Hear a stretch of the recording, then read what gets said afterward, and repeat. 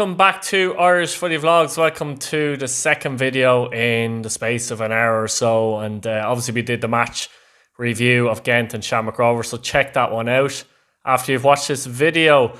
This is the player ratings for the Shamrock Rovers players on the night against Gent, and obviously it was a difficult night for them, but we'll get into the players. First up, Alamanus Goalkeeper, obviously. Now, I've given Alamanus a rating of 7. He didn't do an awful lot wrong in the game, did he? The 3 shots, you know, you can't put it down to them. The 3 goals at all, they were brilliant goals, to be fair. Distribution was fine in the game. Made a couple of saves when he had to make them.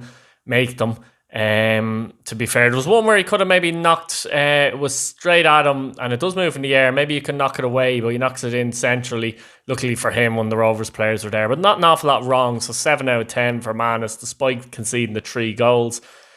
Right wing back, we have Ronan Finn, and I suppose he had a difficult evening, Ronan, because at times he was overloaded on that side, and you know, he's a very good pro. We all know that. And, you know, he did get forward at times and tried to get crosses into the box as such. One occasion, he got a decent ball in, but he was just offside. So he worked the flank fairly well. And as I said, he was overloaded. So it was very difficult for him at times. Came up against a very good player in Hodge, who used to be at Milan. So I'd give Ronan Finn a 6 overall. A decent performance from him, considering. On the other side, Andy Lyons, I would say similar story in many ways. Obviously, Andy Lyons has, greater agility at this point in his career, I suppose, and get up and down better. And at times was a threat and tried to get him behind. But Gent done well to marshal him when they had to. Again, defensively, he was a bit overloaded at times as well, I found. And that was difficult for him. But a solid enough performance from Lyons. Didn't do an awful lot wrong in the game, considering the opposition he was up to. Like most Rovers players, he did struggle with the press, but I'll give Andy Lyons a 7. Centre halves now, I'll start off with Sean Gannon, who was on the right. And Sean, the defence were pressed really, really hard when they had the ball, and at times Sean struggled to cope with that, to be honest with you. Did he make any individual errors per se? Not particularly, no.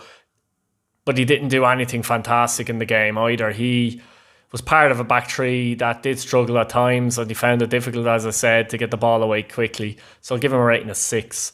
On the left, Lee Grace. Lee had an interesting game, I think, because, you know, I think he probably played the best of the 3 centre halves, if I'm honest with you. Same issues as Gannon and Cleary. We'll get on to him in a minute, really. In dealing with the press, but I think his distribution was better than the other 2, to be honest, at times.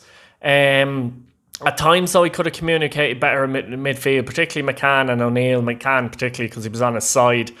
And at times, you could see Mccann visibly saying to me, you need to give me a shout here. But defended better in the game, I thought. A couple of good tackles in that than the other 2. So I'll give him a 7, actually. I'll give him a 7. In the centre, then, Dan Cleary. And unfortunately, Dan Cleary had a poor game in the centre. They really missed Pico Lopez, to be honest with you, in these kind of games. But Dan struggled. The second goal he gave away as such, was poor play. It was very poor play. He takes the ball. Obviously, he's closed down. The angle isn't there. But instead of sometimes just boot it away, he tries to come back into the middle, ends up slipping, makes a good block, but he got himself into an awful muddle. And that actually happened a couple of times in the game. Not the exact situation, but where he got himself in a muddle and lost the ball. And he seemed to struggle more than the others. Maybe because he was in the centre, it was a more difficult job as well. Who knows? But he did struggle on the night. So I'll give Dan Cleary a 4. He didn't have a good game at all, guys. Onto midfield, and the 2... at the base, obviously I'll start off with Chris Mccann. Now, in fairness, Chris Mccann only got 45 minutes. Now, I'm not sure if he picked up a knock or not. I know he was struggling with injury a couple of weeks ago, and he's only back. He's playing quite well, actually, for Shamrock Rovers. But the midfield struggled. I think they struggled more in a tactical sense. McCann was getting a bit frustrated in that as well, and at times, he was the players were getting in beyond them. And the communication wasn't great with Lee Grace, to be honest with you, either. Maybe that was Grace's fault as well, who knows. But at times when he got on the ball, he tried to make things happen, to be fair, and tried to get them moving, but he did struggle keeping up with the Gent midfield, I have to say, and it was difficult for him. The whole midfield, though, it's difficult to judge them individually because collectively they weren't on the same wavelength. The two boys ahead of him, for example, were too far away when Gent were coming through, so it's difficult for Mccann and O'Neill to maybe stem that tide. I'll give Mccann, because he came off at half time, I'll give him a 5 out of 10. O'Neill, similar story really as Mccann. The only difference is he lasted longer. But similar story again, kind of a bit of a tactical issue. He did have a strike in the second half, and he tried, like Mccann, to get on the ball and get them going, but he did struggle with that situation as well. As I said, not much support from the two ahead of him, getting isolated at times as well. So if Mccann got forward into a forward position, O'Neill was often isolated. There was an opportunity where Gent actually messed up from that situation. So it was difficult for him. Like, he did work hard, but I'll give O'Neill a 6 out of 10. On to Dylan Watts. Dylan Watts had a funny few weeks, a funny season maybe, where he kind of flits in and out of games, doesn't he? He's done well in a lot of the European games, actually, at Tala. But in this game, I don't know why, but he wasn't really... Like, it's not as if Dylan Watts, and we'll get to Jack Byrne in a minute, but it's not as if Dylan Watts was really supporting Gaffney as such in the first half in particular, when most of the damage was done. All of the damage really as such. But at the same time, he wasn't really getting back and making it tight and making that box narrower when Gent were coming at them. And he was kind of in no man's land.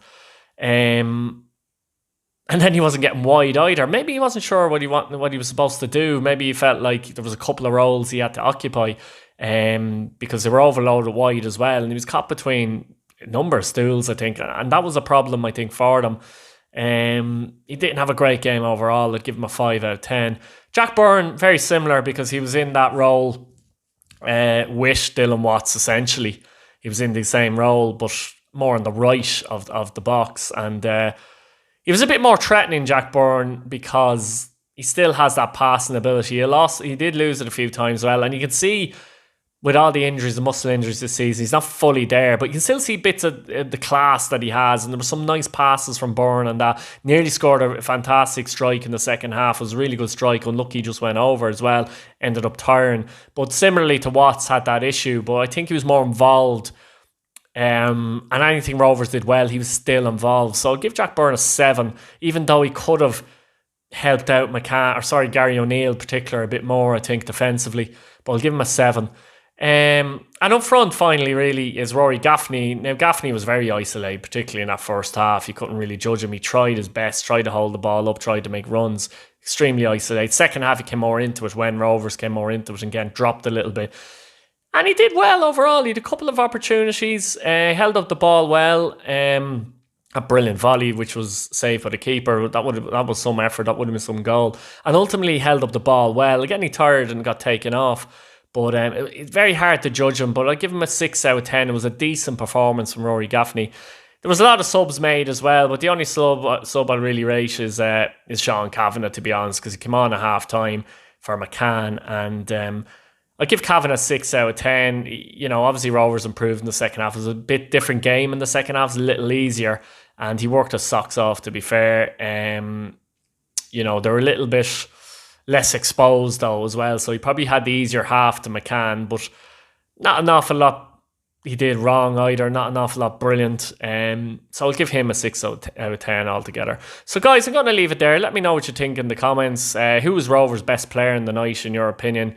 You know, who was their worst player? What did you think of the system of play overall? Was that to the detriment of some of the players as well? Let me know what you think in the comments. Subscribe if you haven't before. Hit your bell notification button to fly going by me there. And good night.